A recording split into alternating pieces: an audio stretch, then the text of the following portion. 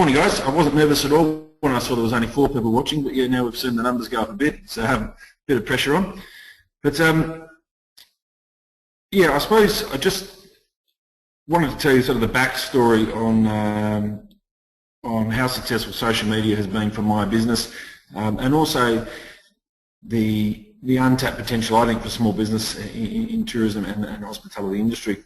So what I wanted to do was just probably do this a little bit differently to how it's normally done, but yeah, just to run a selection of images from the Margaret River region that I've taken over the last couple of years.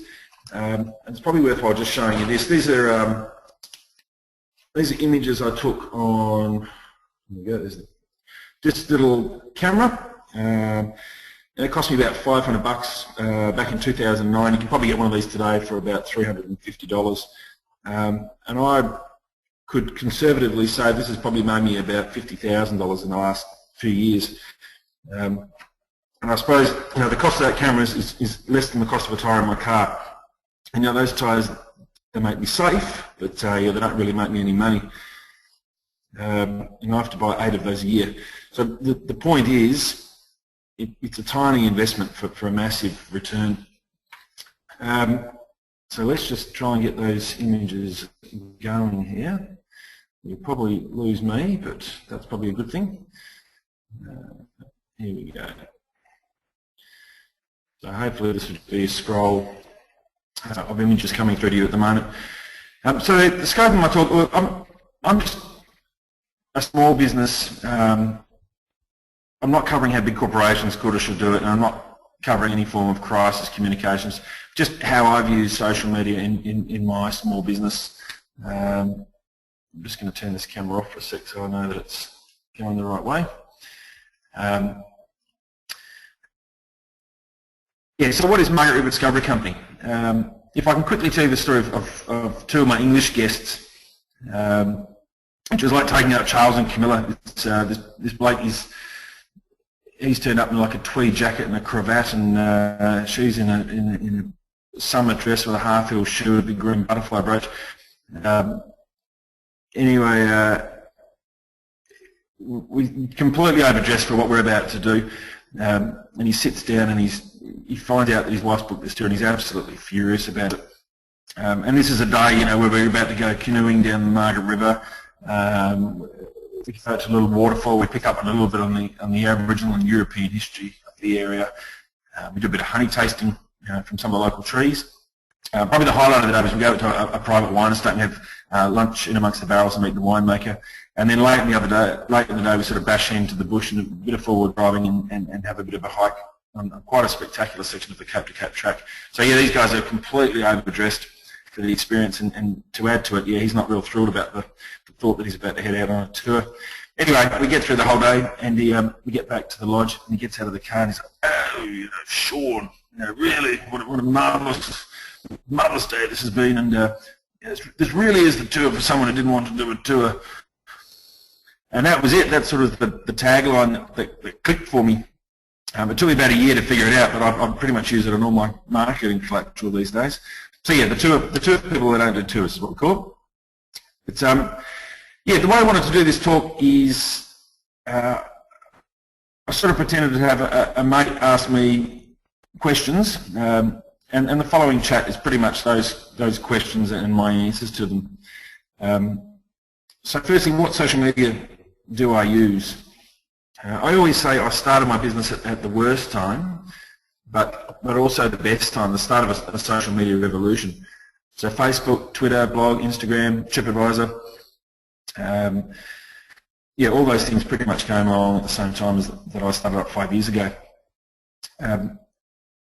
Why did I choose those types of social media? First off, let me just say I'm a bit of a tight ass, I suppose. I've wasted tens of thousands on advertising. And these days I don't spend any money on advertising. I rely entirely on word of mouth and social media and my tribe of followers. So Facebook, it's probably my most effective tool. I post a photo of the day every day. It's highly visual, with great reach and interaction, and that's my tribe really. Twitter. I have to admit to being a pretty lazy user of that one, but I love Twitter for the immediacy of information. So I auto-link that as an update to my Facebook posts. And I really use Twitter just to connect with both wine and the travel industry. And I use the Hootsuite program to monitor all my feeds. So for example, I'll monitor the word Margaret River, and I'll just see everyone that's talking about Margaret River, and you can join into those conversations if they're appropriate. Most of what I love about Twitter is how it connects me to my heroes. I remember Bear Grylls put up something one day, and I wrote to him, and he wrote back, or at least someone pretending to be Bear Grylls. But yeah, I also find it pretty useful in emergencies. So I'm in the local rural fire brigade. There's been times when I've seen smoke go up and found out information faster on Twitter than I have through my SMS callouts. And probably the best example I can give you on the effectiveness for Twitter for me was I posted up a picture of a wildflower one day, and that again auto-linked into Twitter. And there was a bloke sitting at the New York Times, and he was writing a travel story about wildflowers at the time. Anyway, he saw my post in his feed. He phoned me up. We had a 10-minute conversation. Anyway, he writes me up in the New York Times as the Australian expert on wildflowers, which clearly I'm not, but yeah, I happily took all the business that came from that. So yeah, just a nice little example of how it can work. My blog, so my website is essentially a WordPress blog, and I try and put up a picture of the day onto that. I try and keep that blog really relevant, and while I don't have a lot of time to generate text content, I'll quite often just use, say, media releases, government media releases, and then just sort of rehash them. So things like this previous weekend we had the Gourmet Escape event, big wine and food event in Margaret River, and I just use their press releases and I repost it onto my website. And with the result, then it then helps me to rank very, very highly under those particular keyword searches for Margaret River. Instagram. Still pretty new to this one, loving what I'm seeing, and still getting my head around it a little bit, but it takes me 10 seconds and it's free. And Tourism Australia have reposted a few of my pics, and I've quite literally doubled my audience on each of those posts. And it's quite a different audience I tend to find in my Facebook audience. Final one, TripAdvisor. I love TripAdvisor, and if I can just quickly tell you my story on my experience here. So I said I started 5 years ago, which was pretty much the start of the global financial crisis. Disastrous timing. And I got to about September of that first year, and I'd pretty much blown through everything. Underground, I lost a lot, and I was to the point that I was 5 days from shutting the doors on my business. All the market research that I'd done, it proved to be wrong. It just the style of the tour I was operating, I just couldn't connect with my target clientele. So yeah, 5 days from shutting it down, I thought I'd walk away, go do a normal job again. And somewhere along the line, I must have had, I don't know, 3, 4 couples come out and write some rather nice reviews on this TripAdvisor thing, which I won't say to you I didn't know about, but I certainly didn't understand the power of it. And anyway, the algorithms that sit behind it, they suddenly spun me up into the #1 thing to do in Margaret River right before the start of the visitor season, and the next morning, oh my God, my phone and email went nuts. And that was it. That was it. I never looked back. Pretty much chock-a-block tours every day since. Yeah, to the point that I have to admit, if I think I'd known that, I would have written my own reviews. Actually, I will admit there is one from Mum on there, but she has done the tour, so I figure that's okay. But yeah, so how do I use all these different social media tools? For me, it's daily use. It's about being consistent. They're all about building my brand. I'll often hear from other operators that I don't have time. And my response back is just, here's make the time. And I spend literally 15 minutes a day on this stuff, and I'll walk you through it. So 1 minute to take a photo, 2 minutes to import it, process it and export it. So that's now we're a total of 3 minutes. 1 minute to upload it to Facebook, which I told you before, what I linked into Twitter, so 0 minutes. And then a couple of seconds to repost that into Instagram. And I'll occasionally do a post to my blog. So we're up to about 5 minutes in total. And then I'll spend another 3 minutes going back, several hours later and clicking like on the comments and maybe adding a comment. So 8 minutes and I'm done. And really I've just told you that this is going to take 15 minutes, so that effectively leaves 7 minutes for watching some mountain bike videos on YouTube. Seriously, that's as simple as I do it. There's nothing difficult to what's going on here. So it probably then leads into the question of resourcing, and I'm effectively a one-person operation. So as a one-person business, how do I do it? And my response to that is I do it because I enjoy it. I don't do it for the narcissistic appeal of how many clicks am I going to get on this picture. I do it because I genuinely love sharing the market review story. And I make sure I follow interesting people, and it's those people that really motivate me to want to look at my social media feeds. And that's something you'll quite often hear with people talking about social media. It's a waste of time, and sure, if you're looking at 100 baby pics a day, I'm sure that gets a bit tiring.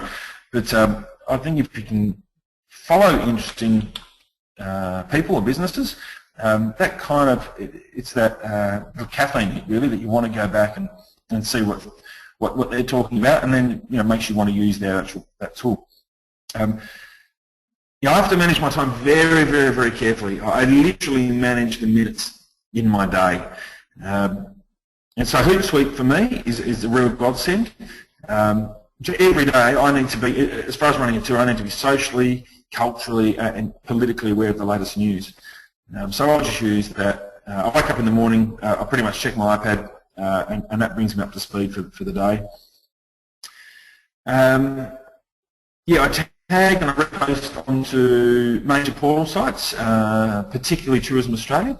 And they've got the biggest audience. They've just clicked over, you probably heard last week, they're just hitting to 5 million fans on their page. And if they repost one of those images, and I think they've put us up on the Friday fan photos for the last few weeks. I think there's one gone up there this morning. That's a giant ad, not necessarily for my business, but more specifically a big ad for Margaret River to millions of people. And I just wish there was more operators from our region doing that to help spread the message of what we've got going on here. Now, I suppose, probably a lot of you are thinking,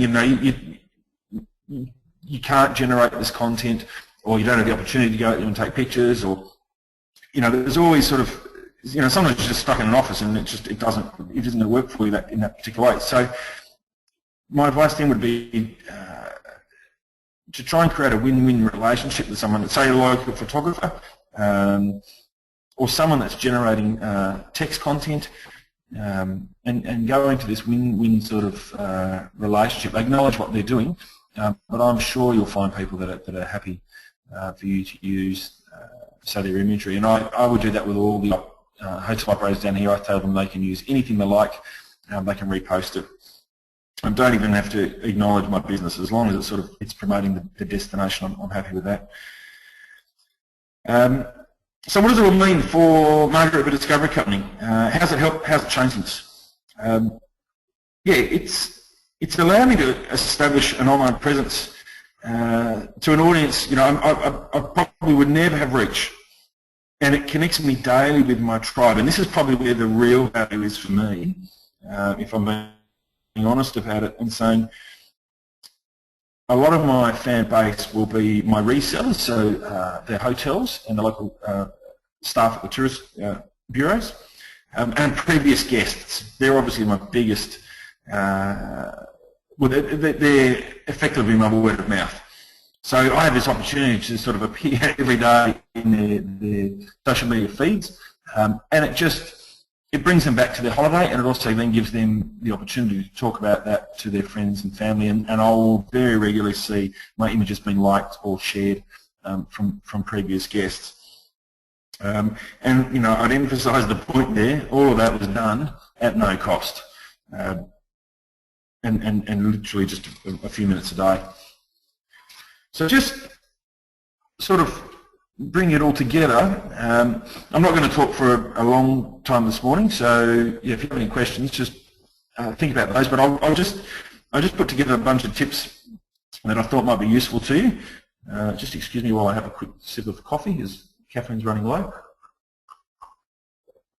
Yeah, and bearing in mind, probably a lot of these tips, they're written with an assumption that you may not be doing social media or not really very proactive with it. So apologies if any of this sounds like I'm telling you how to suck eggs.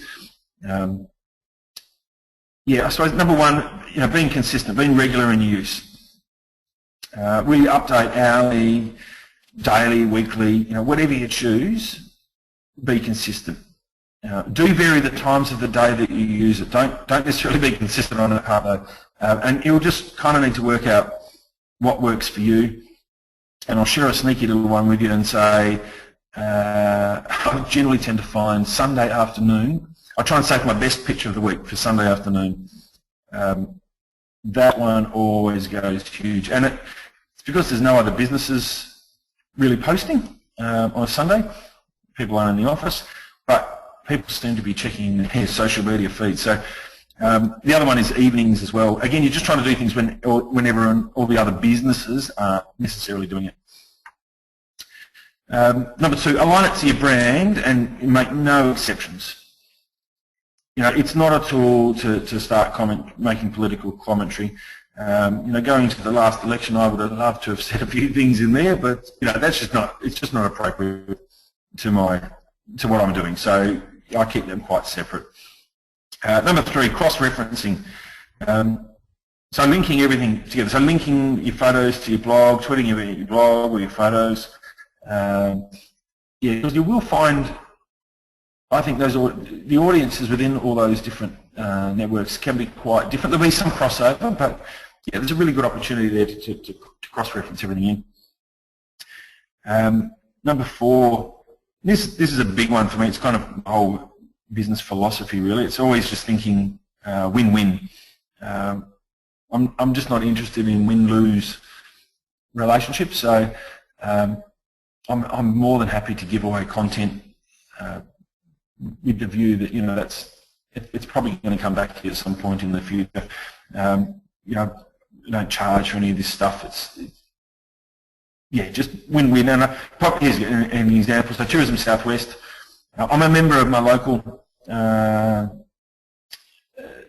tourism association, but I can't be a member of everything for all the different groups that are out there. But Tourism Southwest, they approached me and said that they'd be happy to provide a degree of membership with those guys for sharing imagery.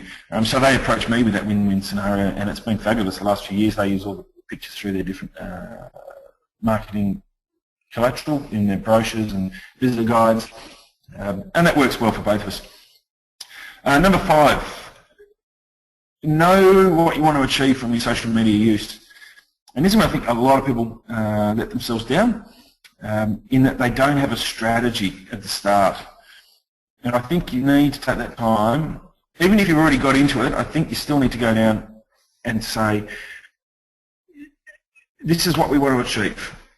And that'll help you select the right channels, and it'll also help guide how you want to use it.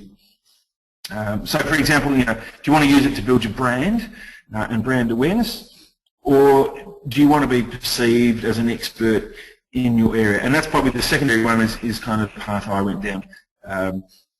I want to be have this impression that this guy knows about Margaret River. He knows that he can take me to these special spots and that just, that just builds and builds and builds over time.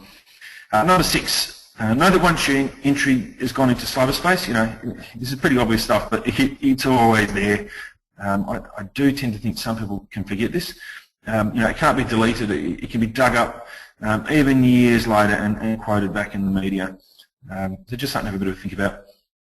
Number 7, being competent in your choice of channels before you create a company footprint. This is more people that haven't really got into it yet. I'd always say use it as a personal user first. Follow other businesses, watch and learn how they conduct themselves in certain scenarios, but particularly something like negative feedback, and just learn from those guys if you don't think you're ready to get your business up into the public face just yet. Number 8, this is a good one for me. Follow great examples. So we've got a local business down here in Margaret River called Murray's. It's a restaurant, and they do little simple things like check in for chicken wings. And you keep seeing all these, your mates checking in for chicken wings, so you're always getting this reminder, oh yeah, Murray's. Another one they do is muffin updates. They take pictures of the muffins in the morning and they name them after certain members of the community. Really stupid and silly things, but they totally work. They've created a community brand. And they only started about the same time as me, and they're probably the busiest restaurant in town these days. I quite often look to the mountain bike companies as being very, very good at social media. And GoPro is probably the best. If you're not already following GoPro, get onto those guys and just see how they do it. Number 9, include info. Oh, this one works. This is my tip of the tips. Include info about Facebook in your emails. So not just a Facebook link at the bottom of your email, but a proper call to action in the body of the email. So everyone, they send out their response emails. They'll all have that little avatar icon at the bottom of the email, but they're not suggesting to you to click on that in the body of the email. So what I do, every email inquiry I get, pretty much, even if I can't take the booking, I'd say to them, here's some alternative tour operators you can go with, but if you want to get a feel for the region before your holiday, start following my Facebook page. It's a really, really simple line, and I can't tell you how unbelievably effective this is in growing your audience. So even if I don't host those people on a tour, they've still liked my page, and they'll still get this ongoing information from me. And I've had the experiences where people a year down the track have then come and done the tour just because of the information they've continued to get from me over that preceding year. Or use me as a recommendation. Almost forgotten about the other tour that they did, but use me as a recommendation to their friends. So yeah, that's a little winner, that one. Nearly done here, guys. Number 10, use exclamation marks when posting pictures in Facebook, because as they appear in Twitter, there's just something about it. When people see an exclamation mark, it adds a level of excitement or intrigue, and when I do it, I can see my click-through rates are a lot higher. I don't know why it works, but it seems to for me. Number 11, and there's only 12 here. Always remember your website is still the main platform. I think a lot of people get all excited about all this social media stuff. Rest assured, it's here now, but at some point it'll turn into something else. So it's not going to be forever. It's an awesome opportunity at the moment, but have your website as the core of your business.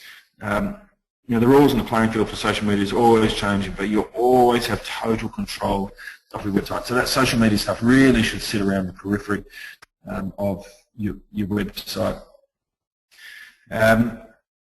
And just finally, I suppose, this is an opportunity that we could and should be, connecting our Australian message with a much larger global audience. And that was part of why I was happy to do this this webinar with Queensland. I don't think we're competing as regions. I think we're competing much more as countries. So I think our collective job, I think, coming out of this little chat, is to encourage other tourism businesses to engage more with social media. Now, don't be paralysed. Use it. It's our opportunity to sort of showcase and position Australian tourism as some of the best in the world. And I think Tourism Australia are doing a fabulous job.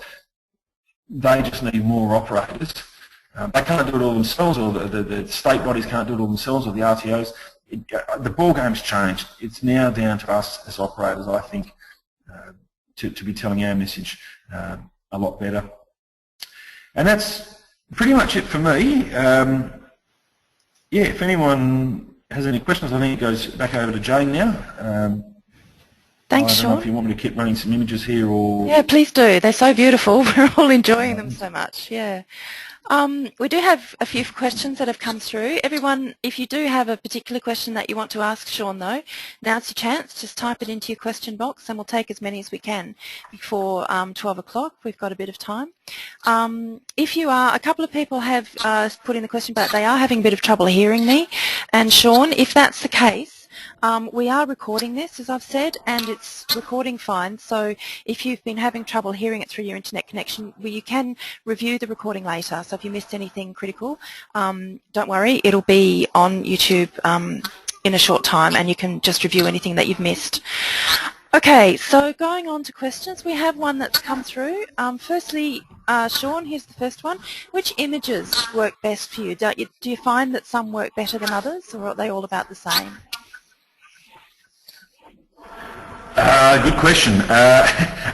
Look, that's actually part of the joy of doing this. Is what I think is fabulous quite often gets no hit, and that can be down to the timing of the day that you post it up as well. Look, hands down, beach photos, and sunsets. They love them.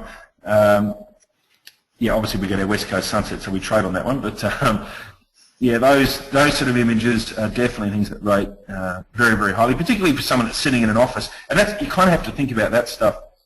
You know, what are people doing when they see your image? It can be a great little escape.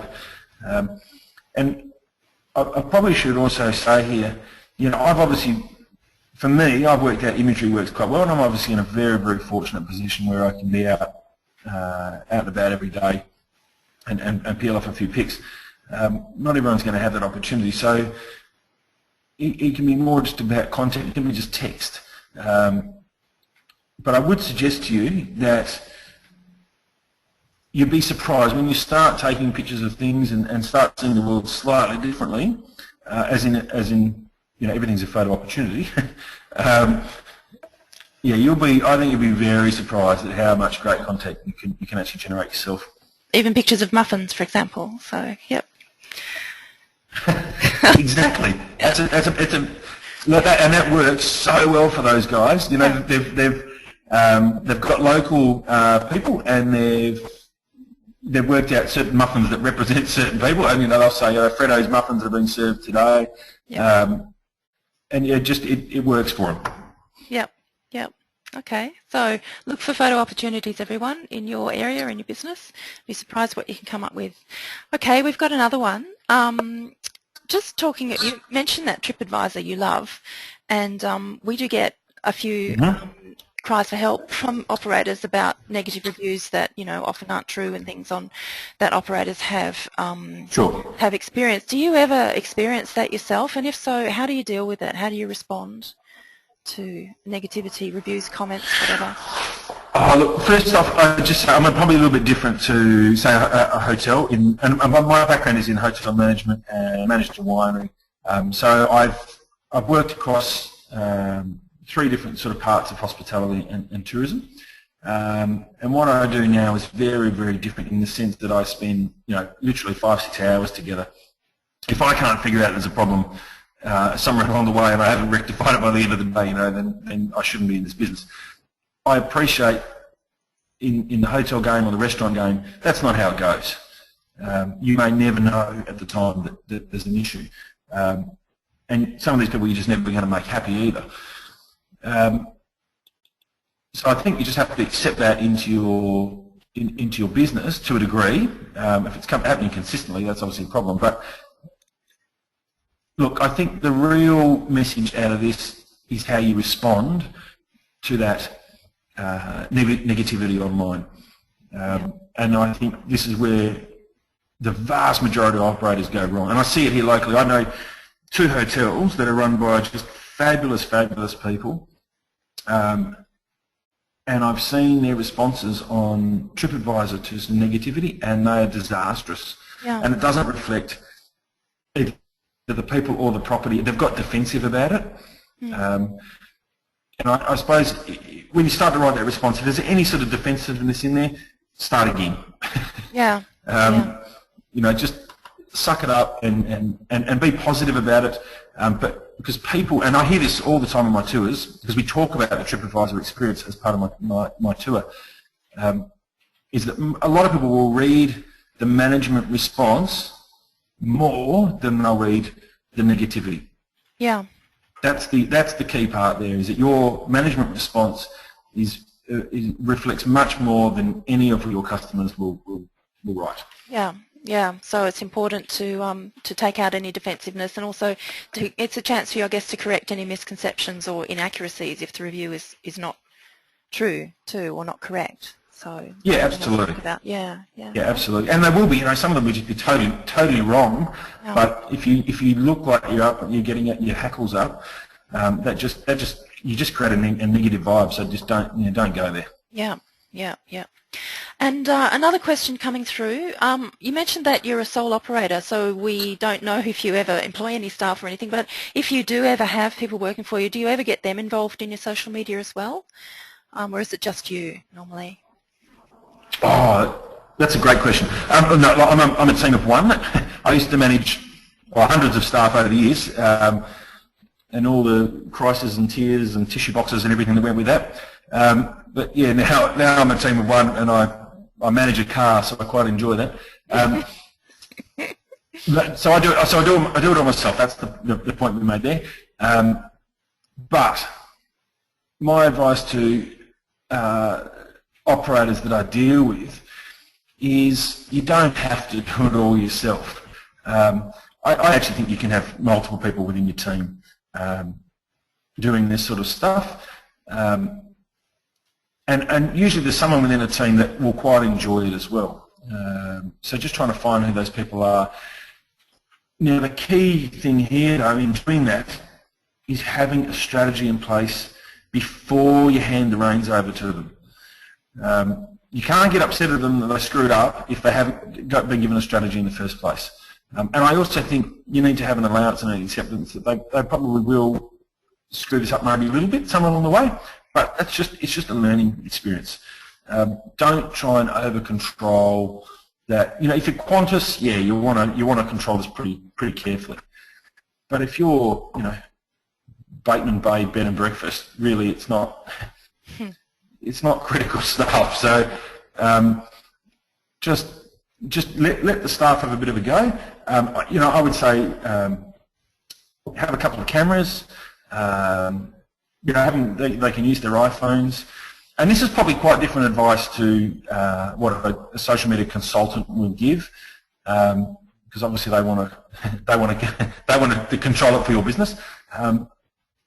But you just don't be paralysed in the use of this stuff. Let people do it, but put in place the guidelines to start with that say how you're going to do it. How many times a day you're going to do it? What is appropriate to talk about? What is not appropriate to talk about? And I'll just quickly finish that question with an example of a winery down here in Margaret River that they're a small family winery. They have two members on that team who are very, very social media savvy. And they allowed one of them to start doing their social media that represent the business, and it's quite a serious business, and his social media sponsors posts were a bit quirky, and it turned out that the owner of that winery wasn't thrilled with what he was putting up, so he basically put the mockers on the whole thing. But the owner never put in place the guidelines to start with to say, we don't do quirky. You know, if this guy knew that, he could have worked within those guidelines.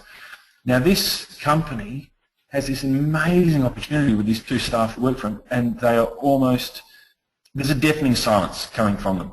You know, and I just look at them and shake my head going, you know, because you don't have a plan in the first place, you've completely screwed yourself with this opportunity. Yeah. There you go. Makes good sense. Okay, another one coming through. What do you think about posting testimonials on your Facebook page? Do you think that's a good thing or not so much?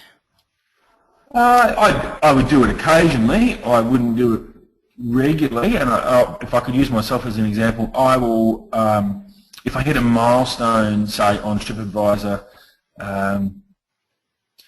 I'll post it up. So if I have got 100 reviews, I might say, oh, you know, fabulous, we've just hit 100 reviews. A few years ago, TripAdvisor wrote us up in the top 10 best alternative holiday experiences in the world. So they had things like a cooking school in Vietnam and vineyard cycling in France, and one of them was canoeing the Margaret River. So, you know, that's definitely worth putting up as a promotional point. But I think you need to be very careful in continuously bombarding people, telling them that you're great. They'll figure out if you're great. Yep. You don't need to hit them all the time. I mean, it's a really good question, because it also leads into to the question of selling what you're doing. And I don't think you use social media to sell your product. In fact, people will they switch off. They get annoyed with you. So never. I just saw one, I think, on Instagram this morning. Hayman Island, I think it was Hayman Island, had a special up there, and I can see why they've done it. They've built this huge Instagram following, and they've put a beautiful picture up there. But it's not what I kind of expect from them anymore. I expect. I just love beautiful imagery coming from them. I already am saying in my head, you know, I want to go to Hayman Island.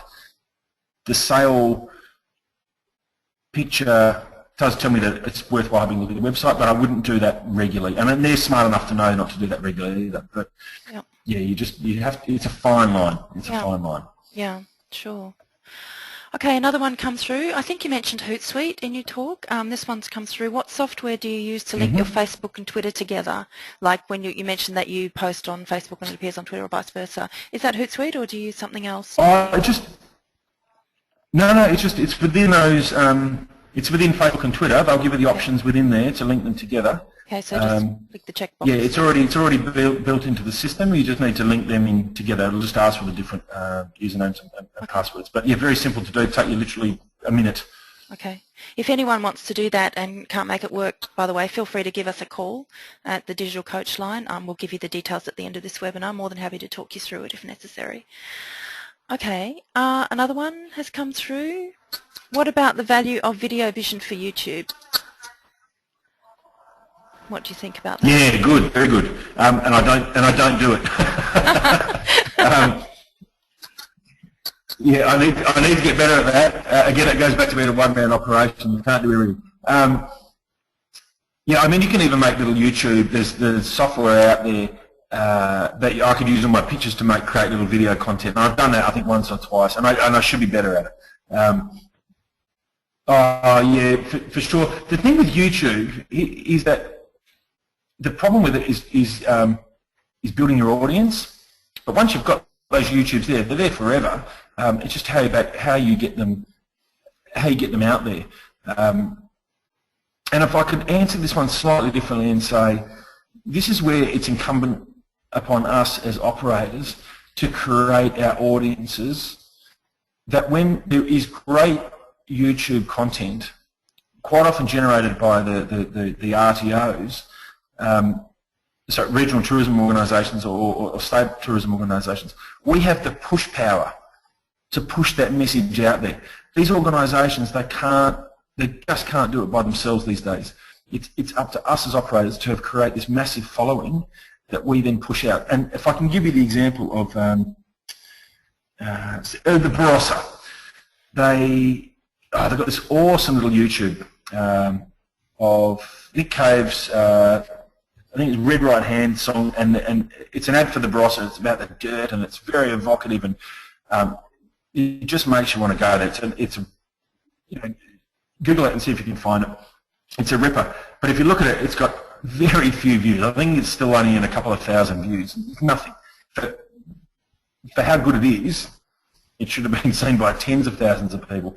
And it tells me that the wine industry in South Australia, as wonderful as they are at making wine, they haven't built up their social media audience to be able to push that message. When something great comes along, you have to be able to get it out there into the wider audience. Yep. But yeah, in short, going back to the original question, YouTube's great. Make them short, make them punchy, make them highly shareable. Yep. That's my tip on that one. Yep, they're great tips. Okay, another one come through from a transport operator. She says, I share destinational information. Any suggestions on how to build our Facebook audience? I guess we've covered this a little bit, but maybe if we could just recap that briefly. We haven't.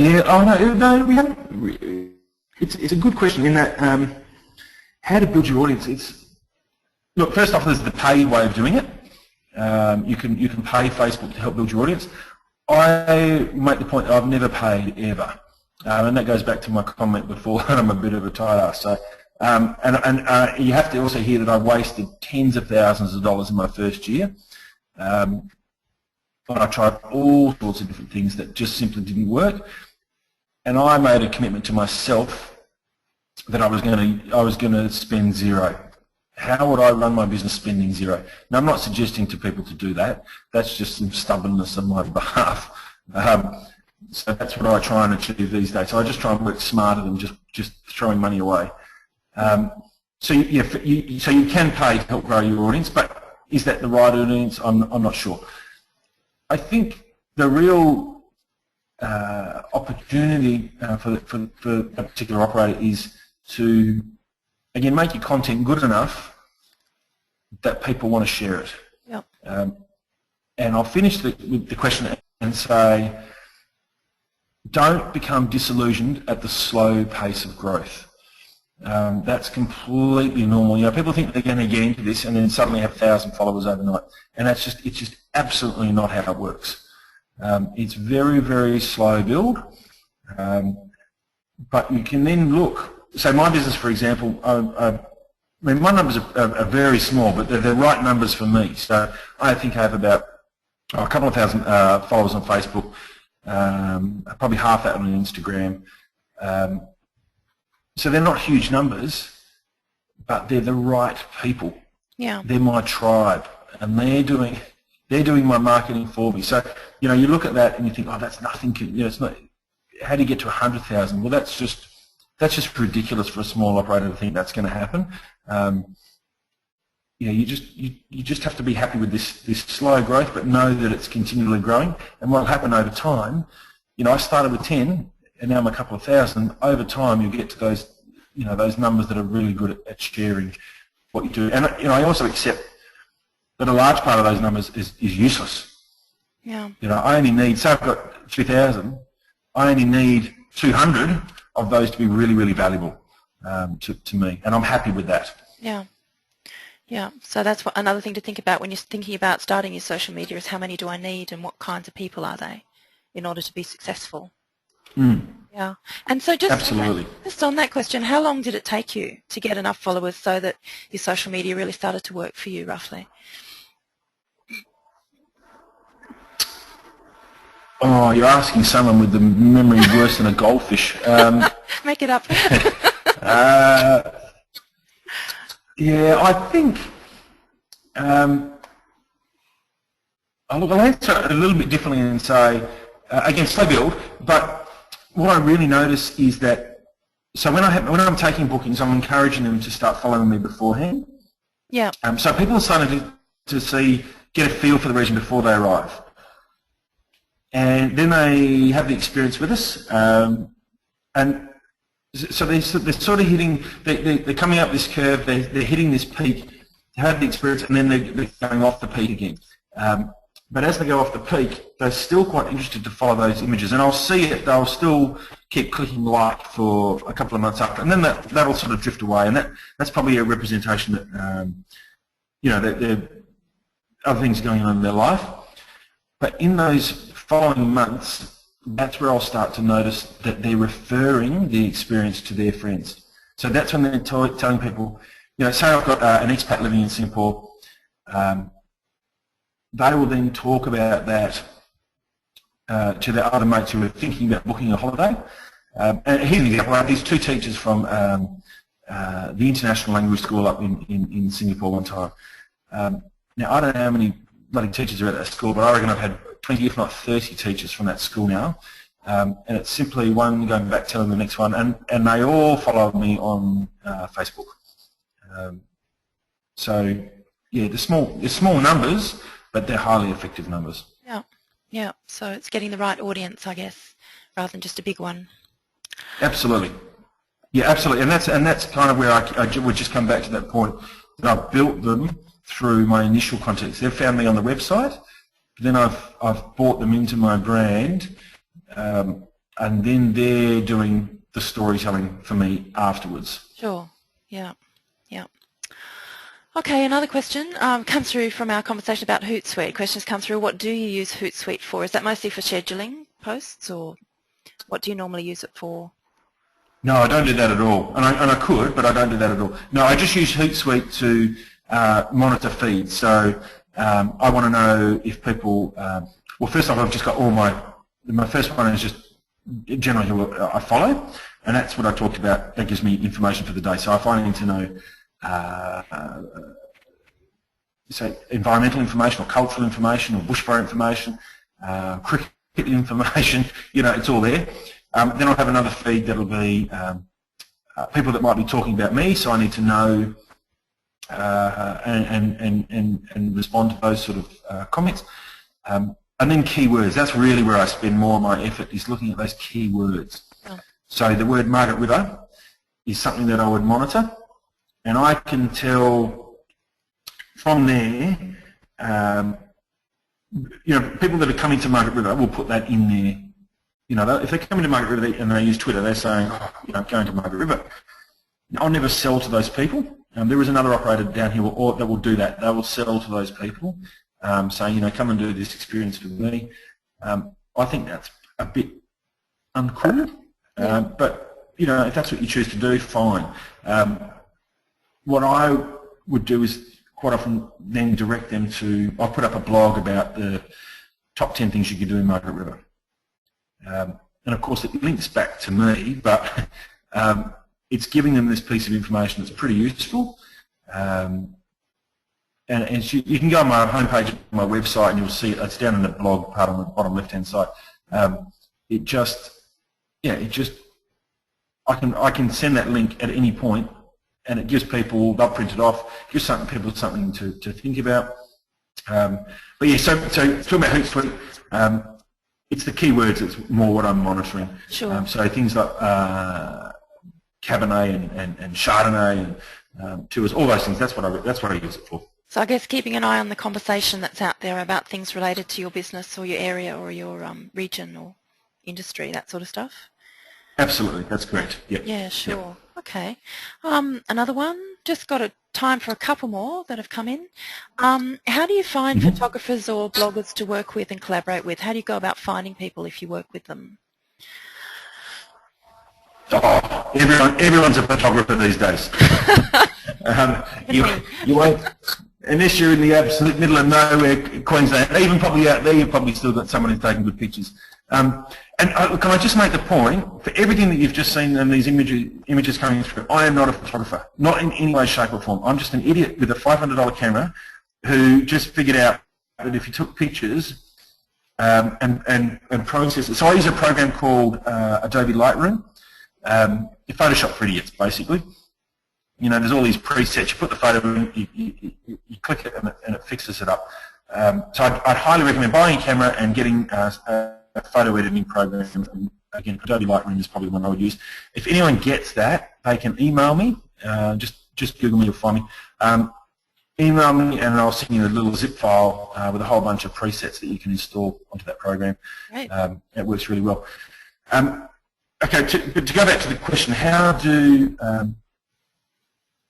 yeah, really, you should, if you're using social media properly, you should have already found people that are taking nice pictures in your area. Yeah, they are absolutely, they're out there. They're everywhere these days. The other one of that though is to get a professional or semi-professional. There are people nowadays out there that are doing these things to help tourism businesses out. So the first one that comes to mind is Lauren Barth from I think Fury Photography. She's a very well-known Australian Instagrammer, and she will regularly visit regions at a cost, but she will push imagery of your region out to her audience. And she's one of several that are doing that within Australia. So it's just a matter of finding those guys. If you can't get the content yourself, just finding someone that you can get that win-win relationship from. Yeah, yeah, great. And just one final question before we finish regarding TripAdvisor. We mentioned that you were #1 there. Just how do you maintain that position on TripAdvisor? Have you got any tips for us? Sleeping with a lot of people. Of course, why didn't we think of that? Sorry, a little bit inappropriate. But Sorry, made us laugh. how do you maintain it? For me, I never ask anyone to write the reviews, but I'm not saying that you shouldn't do that. I actually think you should ask people to write the reviews. I struggle with that. I feel a bit uncomfortable asking for that to happen. But what I do is I very much tell the story of how TripAdvisor did change my life, and I think that resonates with people. Bottom line, people only use TripAdvisor for one of two things. You know, have a whinge or to share a special experience. There's no middle ground on TripAdvisor. So you have to be hitting that top end of the experience to get people to talk about it. Yeah, and what you'll tend to find with TripAdvisor as well is you'll get the people that write the reviews.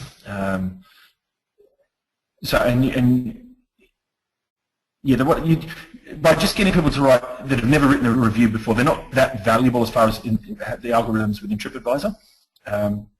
The ones that are much more valuable are the ones that have done 10 reviews or 50 reviews. How do I maintain that #1 position? Look, just there's a lot of good luck in there. I don't do anything amazing. I just facilitate people into amazing locations. What I do is not really, to be honest, not that special, but it's the places I get them into that give them the wow factor. I'll lose that #1 position at some point. There's operators out there that are hosting way more people than me on a daily basis, and that's probably my problem. I only host 6 people a day, so I don't have a lot of opportunity to get people to write reviews. You know, the buses that are doing 20 people a day have got far more opportunity to get their reviews up, and they're not there. And then, you know, I would say to them that that's probably a reflection of the content of what they're delivering. Yeah. Yeah, I don't have a real good answer to that one. I think it's just you just got to, you know, you're only as good as the last experience that you've delivered. So we're all in hospitality and tourism. You know, you just got to be playing at the top of your game there, really. Yeah, sure. Okay, well that brings us to the end of our webinar today. Thank you everyone for participating, and heartiest thanks to Sean for such an interesting and entertaining presentation. I'm sure we've all got a lot from it. I certainly have learned a lot, and we love looking at your photos. They're just gorgeous. Thanks, Sean, very much indeed, and we'll say goodbye. Everyone, yeah, thank you. Yeah, thanks a lot. It was really great. Thank you. Cheers, Shane. Thanks a lot. Cheers, guys.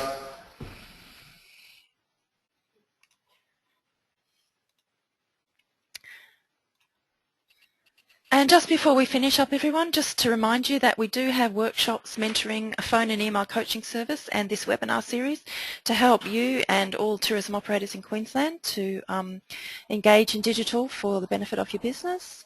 Here are some of the topics that we have for our workshops, and many of these have been videoed and are on the Digital Ready website. If you want to get in touch with us at any time, here's our phone number. and also our email. Do feel free to ring